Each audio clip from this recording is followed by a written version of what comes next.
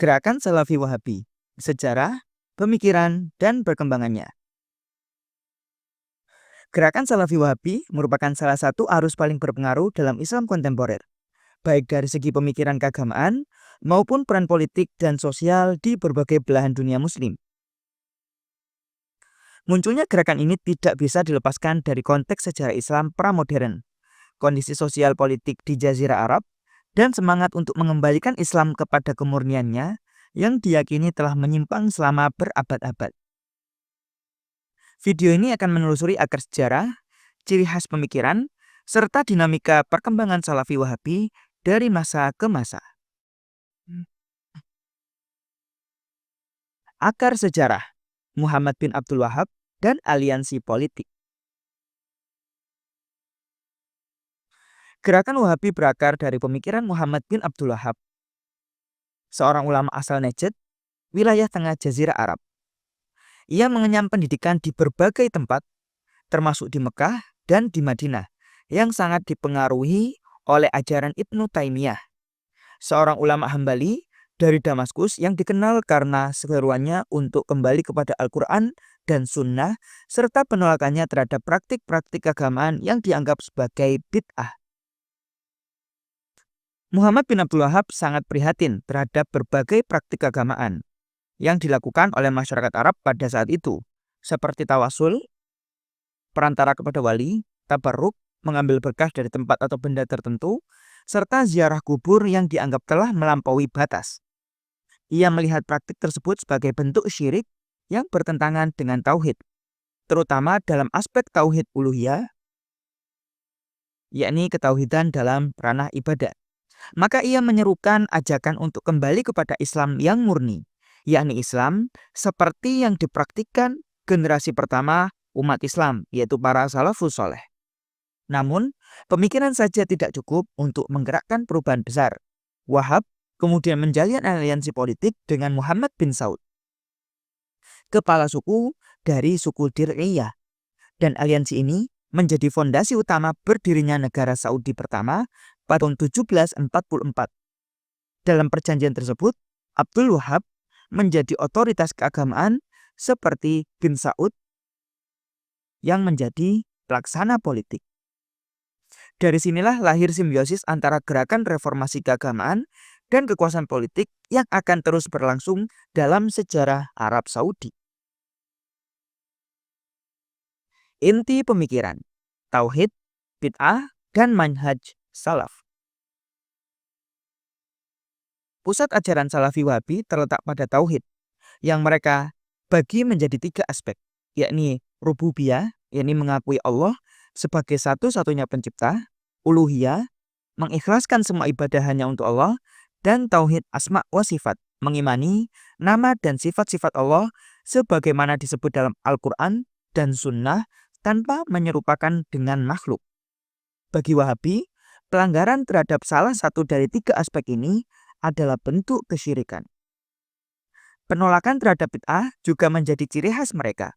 Salafi Wahabi menganggap bahwa semua praktik keagamaan yang tidak memiliki dasar, yang berasal dari Al-Quran atau Sunnah, merupakan inovasi atau bid'ah yang hukumnya sesat. Dalam konteks ini, praktik seperti maulid Nabi, tahlilan, ziarah kubur, atau menggunakan perantara dalam doa dianggap menyimpang. Dalam hal ini pula, mereka mengambil posisi yang sangat skriptualis dan literal terhadap teks-teks agama dan menolak takwil atau pendekatan teologis yang berkembang dalam tradisi Asy'ariyah maupun Maturidiyah. Secara metodologi, Salafi Wahabi mengklaim mengikuti manhaj salaf, yakni metode pemahaman agama sebagaimana yang dijalani oleh para sahabat Nabi, para tabi'in, dan para tabi'ut tabi'in. Dalam penafsiran agama, mereka menolak filsafat, kalam, sufisme, serta bentuk-bentuk ijtihad yang mereka anggap menyimpang dari jalur salaf. Mereka juga sangat selektif terhadap penggunaan qiyas dan ra'yu dalam fikih, dan lebih mengutamakan dalil eksplisit. Perkembangan historis dari Najd ke seluruh dunia. Setelah wafatnya Muhammad bin Abdul Wahab, ajarannya tetap hidup melalui keturunannya, para ulama keluarga Al-Syekh.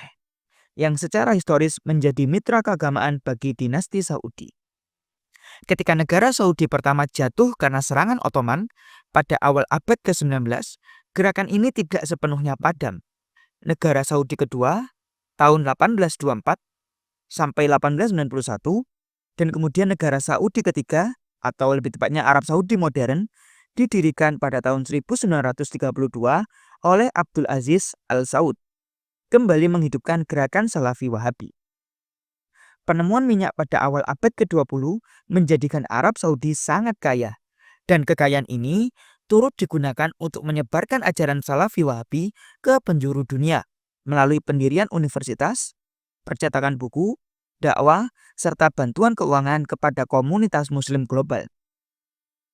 Universitas Islam Madinah didirikan pada tahun 1961 menjadi salah satu pusat penyebaran ideologi Salafi, di mana banyak mahasiswa dari Asia Tenggara, Afrika, dan Eropa belajar lalu membawa pulang manhaj tersebut ke negara mereka masing-masing.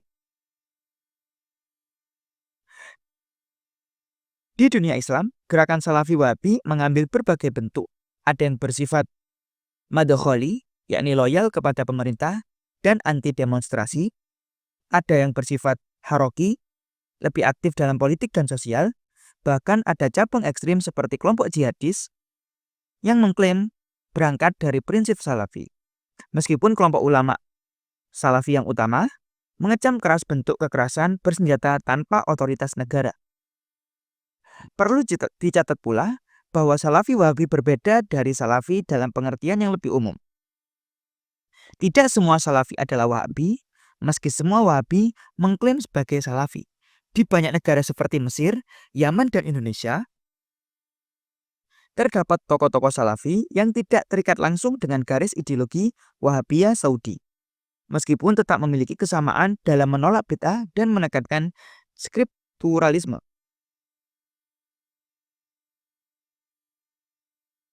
Peran global dan pengaruh kontemporer. Pada abad ke-20 dan 21, peran global Salafi Wahabi semakin nyata. Di satu sisi, mereka berperan besar dalam menyebarkan literatur Islam, menyediakan beasiswa, dan membangun masjid di banyak negara Muslim dan minoritas Muslim. Buku-buku ulama seperti Ibnu Baz, Al-Albani, dan Utsaimin menjadi bacaan utama bagi komunitas Salafi di seluruh dunia. Jaringan dakwah global seperti Islamic Propagation Office dan situs-situs seperti Islam QA menjadi rujukan populer bagi Muslim urban yang mencari jawaban langsung dan praktis atas persoalan-persoalan agama. Di sisi yang lain, pengaruh Salafi Wahabi juga menjadi faktor pembentuk dalam gejolak sosial politik di dunia Islam. Meski gerakan ini secara resmi menolak pemberontakan terhadap penguasa Muslim, keberpihakan mereka terhadap kekuasaan membuat mereka kadang dianggap sebagai bagian dari status quo.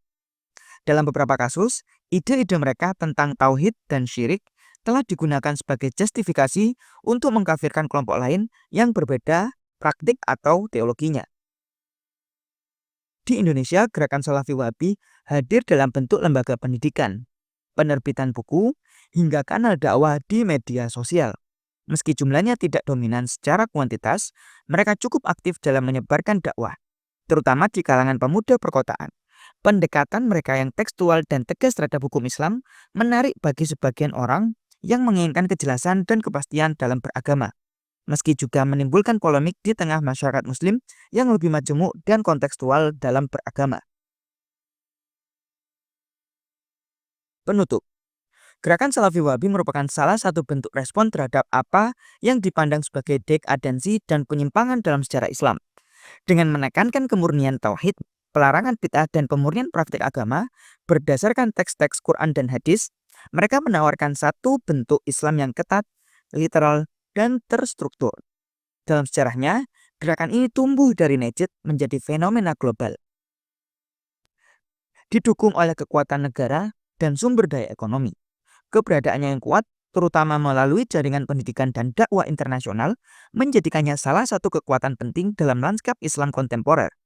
Namun memahami mereka secara menyeluruh menuntut keterbukaan terhadap sejarah, konteks sosial, dan keragaman internal dalam dunia Islam itu sendiri.